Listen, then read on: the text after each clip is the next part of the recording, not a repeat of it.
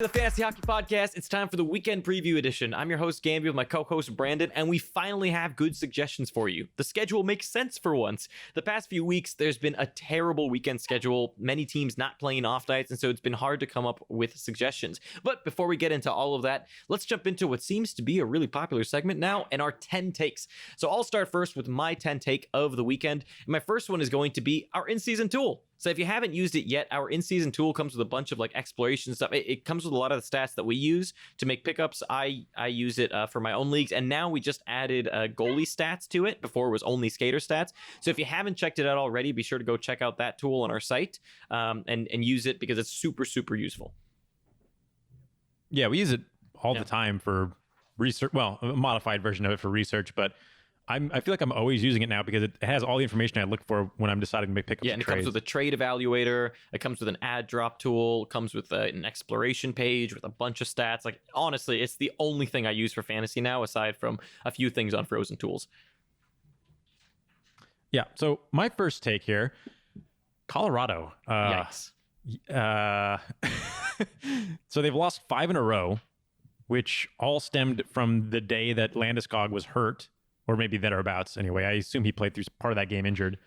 They lost that game 5-2 to the Anaheim Ducks, and they've also picked up losses to Florida, Dallas twice, and Arizona. So kind of a weird schedule. You know, Dallas had all the struggles, so it would be nice to at least get one of the 2 games against them. That didn't happen. Florida, they've been playing pretty good lately, so you can give that one. And then Arizona is just hard to score on, especially if you're losing 2 of your better playmaker scorers. In Rantanen and in Landeskog. So that, I guess you can forgive them, but it's still rough for Colorado fans, especially now Grubauer's hurt. So it's Francouz is the starter for the time being. I swear that you did something to Grubauer. You've been praising Francouz so much this season, and all of a sudden now he gets to be the starter when all the other people are injured. I think you're up to something. Well, I did say that Francouz would be the starter for some team. Technically. You're a terrible person. There. See, so the season ahead of schedule. If you had Grubauer and now you're missing him for the weekend, it's all Brandon's fault. Sorry. He has to play Nashville first. That's not nice, but we'll see. Okay, and my next take here is going to be about the Rangers. Now, we talked about the Rangers many a time here, I think, on 10 Takes now, because they're so bad or they are doing silly stuff. It's always something different with them. And this time, it's just something that I want to mention that as players start to get picked up on the Rangers, there's Tony DeAngelo, there's Adam Fox, there's been Ryan Strome. There's just been a lot of streaming options for the Rangers recently. And part of that is good schedule. But the thing to pay attention to with the Rangers that's most important is that they're in a serious line blender. I mean, you literally don't know who's playing where the very next game. And so every time you're thinking of picking up a Ranger or you see a Ranger playing really well, always check what they're playing or where they're playing, because it literally changes every time. I mean, Tony DeAngelo was listed on top power play for yesterday's game, and he didn't play top power play last game. And so all of a sudden now he's just not as valuable as he was before. So just pay attention really closely to the Rangers line blender, because it's going to really dictate how valuable each person here that keeps getting hot is. Yep, absolutely. My next one here is about Elias Pettersson and the Vancouver Canucks. I think that they're just about the hottest line right now, but apart from the Boston top line, which they just don't even count. They're on a league of their own. But there are some concerning things I see with Pettersson. Now, he's got 20 points in 15 games. And the thing that there's a couple things that are standing out to me. The first one is that they are just absolutely crushing weaker teams. That of Pettersson's 20 points, 10 of them are against 2 teams. He scored 10 of his 20 points against either the Kings or the Red Wings in 4 games. So that's a lot. That's a lot of points. It's 2.5 points per game against those 2 teams. If you were to add in Florida, New York, and San Jose, the New York Rangers, that is, another 3 more defensively weak teams, it adds another 7 points. So we're talking about 7 games here, reflecting 17 of Pettersson's 20 points. He's played 15 games. So the math is fairly simple about what's going on with the rest of those games. Even those games are not against the strongest of opponents either. So I do like Pedersen. I'm not going to say that like I think Pedersen's bad or not a good player or whatever. And I do think I like him better than I did to start the season. But I also think the strength of schedule is making him look much better than he probably is going to be. You couple that with the fact that Vancouver is getting more power play opportunities than any team in the league. They have the most. I think they have 70, something like that.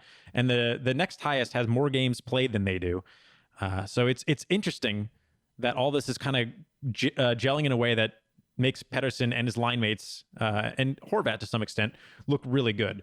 Horvat is benefiting from the power play even more than Pedersen is, but Pedersen has 9 of his 20 points on the power play. And because, I mean, you can definitely attribute that to how many power play opportunities the Canucks are getting. They're clipping along pretty well at 21% on the power play, that's not the best in the world, but it's certainly good. Anything above 20% is pretty good for a power play. So everything is in a position to make them look as good as possible so far. So just kind of temper expectations. Don't expect a 100-point season out of Pedersen. It's just not realistic. And I think that seeing him as like a 75-ish point pace rest of season, it's pretty much what to expect. I agree with that. I think I would urge caution with them just because they're pretty wildly unsustainable. And like you said, the strength of schedule thing, it reminds me a lot of Edmonton when like Neil, Draisaitl, and Connor McDavid were going off, and their strength of schedule was and Clefbaum, and their strength of schedule was ridiculously easy. And now that we see it getting a little tougher, they're starting to slump. Well, as much as those first two can. Yeah, anyway. maybe not so much Kopi and Draisaitl, but James Neal definitely. So Kopi, McDavid and Draisaitl, sir, wrong team. Kopitar was actually traded to the Edmonton Oilers, if you didn't know. For McDavid, one for one. Okay, my next one here, speaking of slumping, my message for this week, I have a few messages, but one of my messages here is don't be afraid to drop slumping streamers. Like, remember that a streamer is a streamer for a reason, right? Like, they were a waiver wire target for a reason. And so when you see a waiver wire target start to slump, don't always be so like hard-headed to hold. You don't have to hold for so long. If they start to slump, it's okay to just jump to the next hot hand. You see constantly, we get questions of people saying, oh, my team's doing poorly, like who should I drop? And you see these guys who are relevant like the first 2 weeks of the season and they're just doing nothing anymore. Especially if your team is struggling, don't hold on to them that much. Like, for example, Olofsson, if your team is struggling, Olofsson should be one of the first people you're thinking about moving. Yeah, I agree. It obviously depends on what's in the wire. Don't go completely insane, but chasing, hot starts is a good idea this early in the season. We've seen it work in several of our leagues. It's just a matter of being able to let go of somebody who was hot and has slowed down, especially if you didn't have any investment in them. Exactly. All right. My next take is trying to predict Edmonton's top line is, I think a lot of GMs this week got burned chasing down who was going to play next to Draisaitl McDavid. We saw them practice with Chase on up there for a while, and he also he actually played a little bit of top power play time. They ran a 5-forward power play a little bit in their last game, which went poorly. They actually wound up with 3 Corsi against and only 1 Corsi for, so that didn't go so well. But I think you can't really rely on anybody to spend time on the right wing. Gagne was supposed to play there. He played half the game there, and Cassian went back up there. I think the only person, if I was going to bet on anybody to play with them, it's going to be Cassian. Seems like worst case scenario for Cassian is he gets moved to align with Neil and RNH, which isn't, obviously it's a huge downgrade, but it's still serviceable as opposed to Gagne and Chason, who if they get moved off that top line, they wind up somewhere bottom 6 with absolute jokers as line mates. So you got to be, if you really want to try to go after that top right wing, I think Cassian's the only logical option, even when he's not shown as playing top line. It seems like he still winds up there during the game. My next thing here is going to be to remember to account for injuries if your team is struggling. Like I see a lot of people that, will struggle, will get frustrated with their team and be like, oh, I can't do anything. Like my team is sucking. I don't know what to do. And they kind of go into this mode of trying to trade or pick up or whatever, and completely forgetting that they have like Landeskog. And then you ask them and it's like, oh yeah, Landeskog and Rantanen are injured for me. It's like, hello. That's why you're struggling. That's exactly why. And a lot of times, like, you can be lulled into making a really bad trade just because you want to fix things in the near term.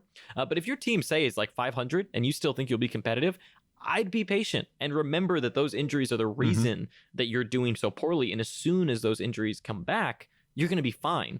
And so that's a big thing to me, is like, when you have injuries, don't overreact too much. Like, don't try to fix so much in the near term and sacrifice so much in the long term. Because sure, you might win a few games in the next few weeks with a trade, but you may be completely screwed for the playoffs now. And so I would say a lot of patience when you have injuries, and really take a good look at where you're at and where you'd be if those players were in. Yeah, to double down on that, I think the thing with injuries, and the thing that I feel like is a little understated about what happens when a good player is injured on your team, if you make the playoffs and they're healthy for the playoffs, none of it mattered. So if you think, like you said, 500, if you're a team that's on the cusp or still doing well enough, I definitely would not overreact to injured players that are likely to return, right? Like you could, if you have Tarasenko, maybe you worry a little bit, because the odds of him being back for fantasy playoffs are pretty low. Honestly, like, he's probably still worth the hold, because why not? We saw Trocheck come back early. We've seen Malkin came back early, but just be a little wary about him, because just given the time frame they gave him, it's not looking good for him to make a fantasy impact. But just don't overreact. When you have players that are good, that are coming back, you don't want to make big trades, well, unless you know you're winning them, that will shake up your core to try to set you up for the near term. Don't be buying high out of panic when you have a good squad that just isn't healthy right also, now. when someone comes to me with a trade proposal and I see that most of their team is injured, I 100% try to take advantage. I mean, anybody would, and normally, more often than not, it works. So people can tell when you're coming to them in a moment of weakness because your team is injured, and more likely than not, you will get taken advantage of. All right, my next take, the 8th take, is I think we're finally seeing an emergence of streamer options from Ottawa. It's I can't believe it. I didn't think it was going to happen. I thought we came into this season and it was Brady Tkachuk and Thomas Chabot, and that was it. But now we're seeing a few other names pop up that have been pretty interesting. Now, I think some people are going to expect me to say Pajot. I'm not going to say Pajot because they already moved him off the top line, apparently.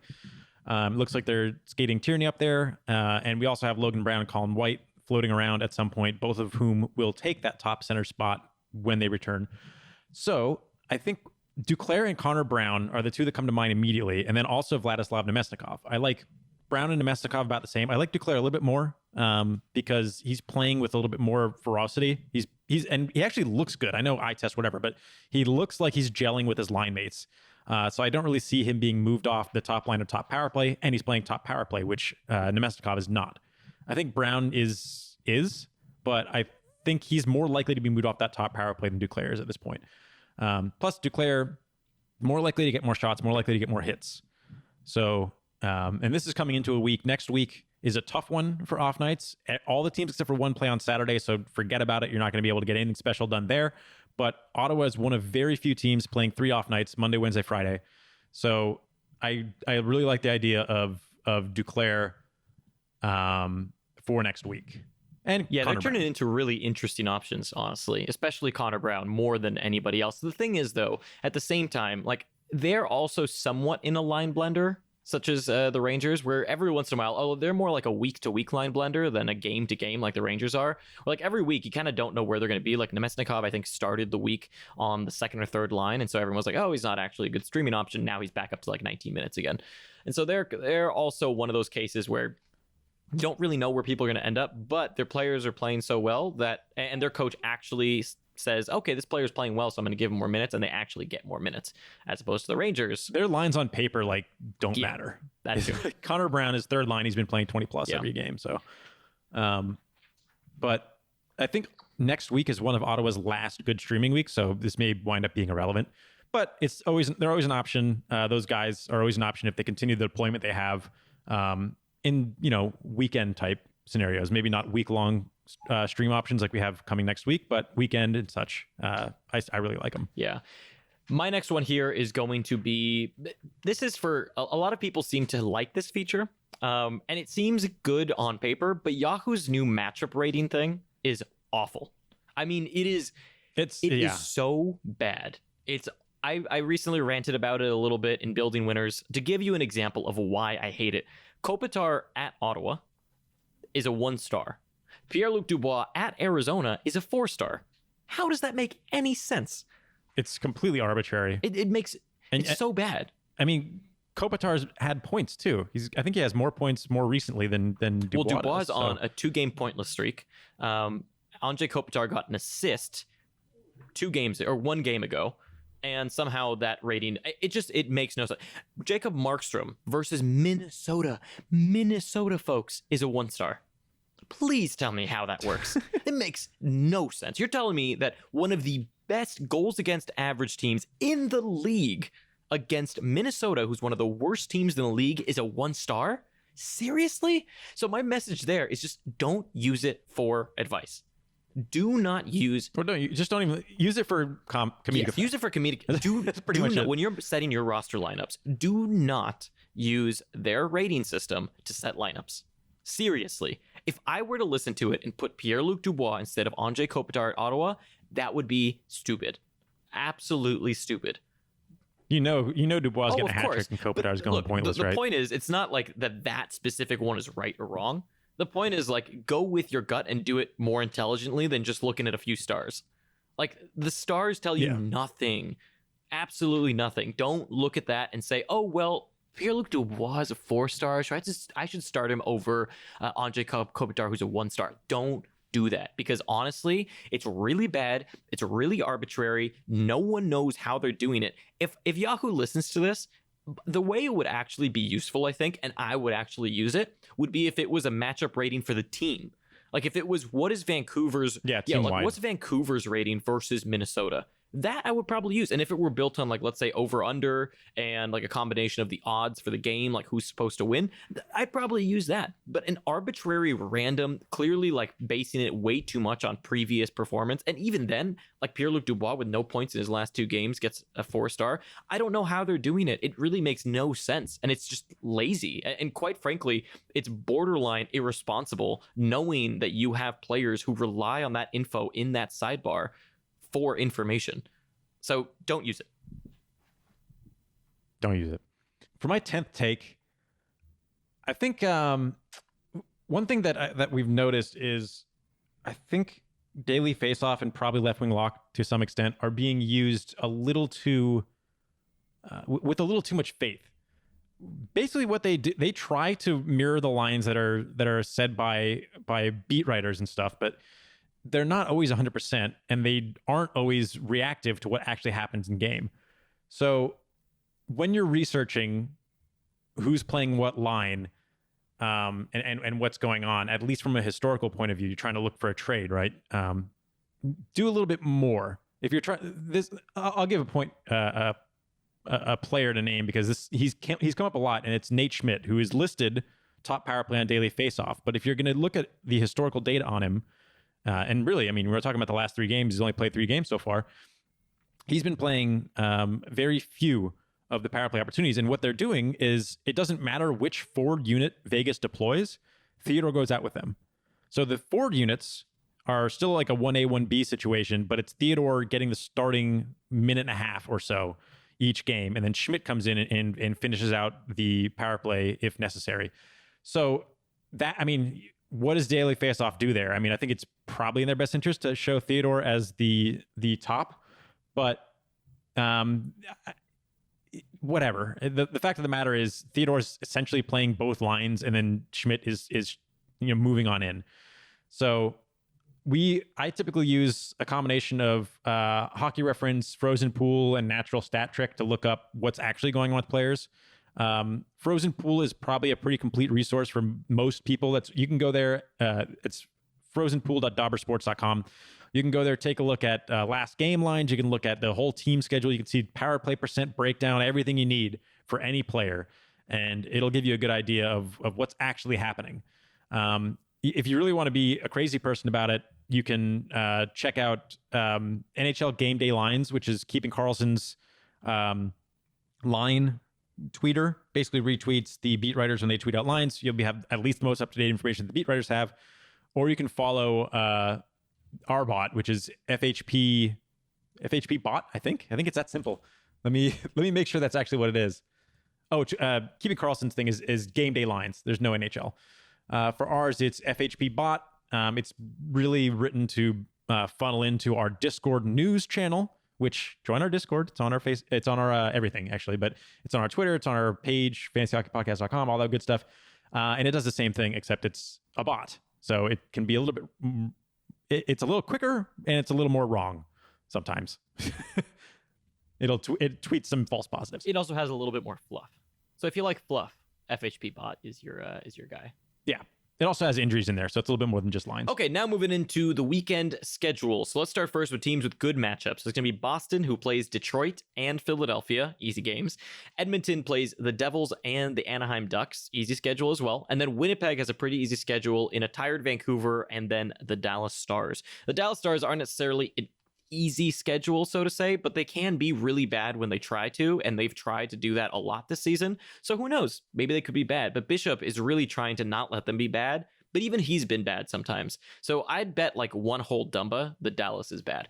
For teams with bad matchups, I'd say it's Detroit, Boston, and the Vegas Golden Knights. Buffalo, who plays Tampa and Tampa in that Swedish series. Chicago, who plays Pittsburgh and Toronto. Pretty tough schedule there. And then Philly has maybe the toughest schedule of them all, aside from Boston and Vegas for Detroit.